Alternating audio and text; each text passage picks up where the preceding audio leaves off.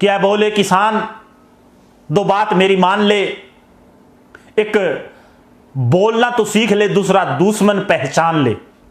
किसान भाइयों, दुश्मन पहचान लीजिए। जय किसान। आज हरियाणा की पावन पवित्र धरा पर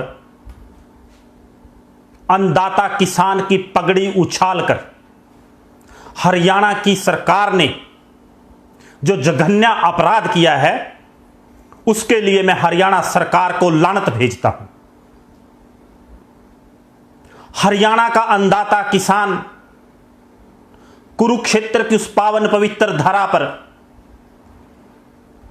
केंद्र सरकार के तुगलकशाही फरमान में कहूंगा, या वो 3 कृषि अध्यादेश जिन्होंने हरियाणा के और पूरे देश के किसानों के मन में भ्रम और भय पैदा कर दिया कि अगर ये तुगलकशाही फरमान जो केंद्र सरकार ने चोरी छिपे बिना किसान संगठनों से, किसान नेताओं से, कृषि विशेषज्ञों से सलाह मशवरा किए लागू किए, चोरी छिपे लागू किए, उस समय लागू किए जब लॉकडाउन के कारण पूरा देश स्थिर था। इन कृषि अध्यादेशों के विरोध में किसानों ने कुरुक्षेत्र की उस पावन पवित्र धरा पर एक रैली का आयोजन इस गूंगी बहरी सरकार के कानों तक अपनी आवाज पहुंचाने के लिए आज किया था। लेकिन हरियाणा की जो सरकार है, उसकी मानसिकता, उसकी सोच उपनिवेशवादी सरकारों जैसी है। आखिरकार इस कृषि प्रधान देश में जहां रोजगार का संकट है, करोड़ों लोग सरकार की नीतियों के कारण बेरोजगार हो चुके हैं, सरकारें क्यों किसान की बात सुनने के लिए तैयार नहीं? इसका सीधे तौर पर अगर कारण कोई समझ आता है, ये लोग जो सत्ता में बैठे हैं, चाहे वो हरियाणा प्रदेश की हों, चाहे केंद्र की सत्ता में हों, ये पूंजीपतियों के पैसे से सत्ता में आते हैं, पूंजीपतियों के पैसे से अपनी सरकार बनाते हैं और उन्हीं के प्रति जवाबदेह हैं।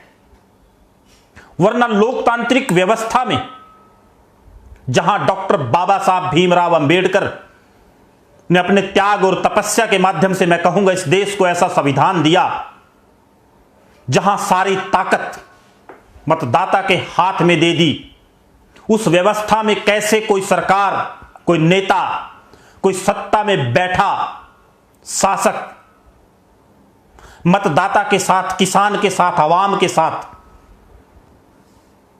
धोखेबाजी, मैं कहूंगा, या वायदा खिलाफी कर सकता है?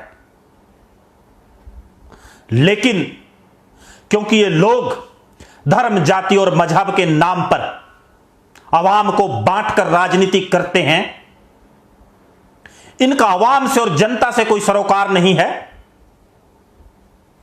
इनको जो सरकार और जो सत्ता हासिल करनी है, वो पूंजीपतियों के पैसे के माध्यम से आवाम को बहकाकर, बरगलाकर सत्ता हासिल करनी है। इसलिए ये ऐसे कानून जो जन सरोकार के खिलाफ हों, जो आवाम की आकांक्षाओं के, उनकी आशाओं के विपरीत हों, उनको पास करते हैं। साथियों,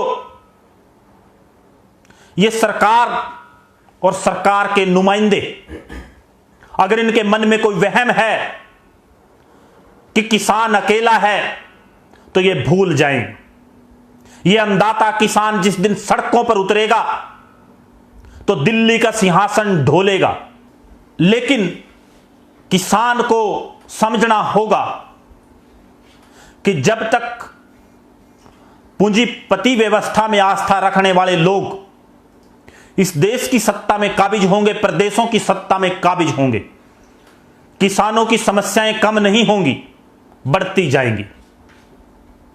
लेकिन मैं हैरान हूं, परेशान हूं कि आखिरकार क्यों भारत सरकार और हरियाणा की सरकार खेती और किसानी को बर्बाद तबाह करने पर तुली है।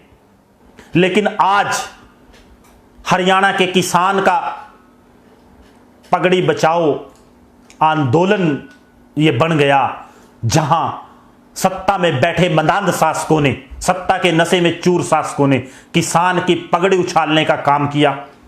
किसान के शरीर पर फोर्सिस के माध्यम से, और सबसे भयावह और दुखद जो पहलू रहा, जब कुछ लोगों को सिविल ड्रेस में फोर्सिस के या कहीं संगठन के भेजा गया, जिन्होंने किसानों के ऊपर लाठी चार्ज करने का काम किया, वो सामने आई तो रोना आता है कि ऐसे लोग हरियाणा के इस कृषि प्रधान देश में सत्ता में आ गए।